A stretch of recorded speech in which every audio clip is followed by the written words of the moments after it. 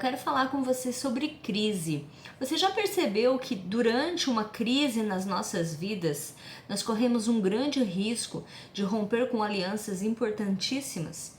Você já percebeu que diante da crise, o medo, a frustração, a incredulidade, a insegurança, ela é potencializada no nosso interior? Muitas coisas que a gente achava que já estava resolvido dentro de nós, ou que não nos incomodava mais, que não nos feria mais, a crise tem o poder de extrair isso do nosso interior e de mostrar realmente como está a nossa estrutura. Por isso é tão difícil a gente passar por uma crise, viver uma crise. Uma das coisas que eu acho mais difíceis no enfrentar a crise é essa possibilidade de rompimento de alianças importantes. Nós precisamos ter muito cuidado em parar um pouco e entender que algumas coisas que a gente sente, algumas coisas que a gente vive faz parte do processo natural da crise, mas que nós não podemos perder de vista propósito e a missão. Porque a crise ela causa umas rupturas no nosso interior que nos faz pensar que o caminho que nós estávamos seguindo, ele estava errado. E que aquele propósito pelo qual nós vivíamos e a missão que nós estávamos seguindo, ela não tem mais nenhuma condição de acontecer. E isso não é verdade. A crise, quando vem na nossa vida, ela vem para trazer ajuste.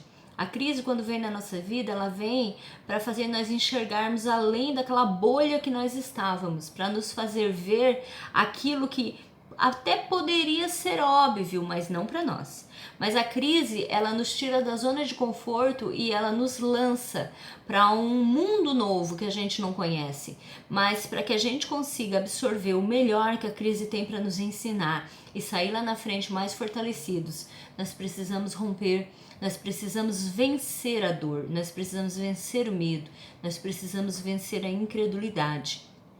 Diante da crise, diante do medo, os discípulos de Jesus, eles saíram do lugar que Jesus disse para que eles aguardassem ele ali, e eles foram para Emaús, eles foram para um lugar que era o oposto do lugar que Jesus disse para que eles ficassem.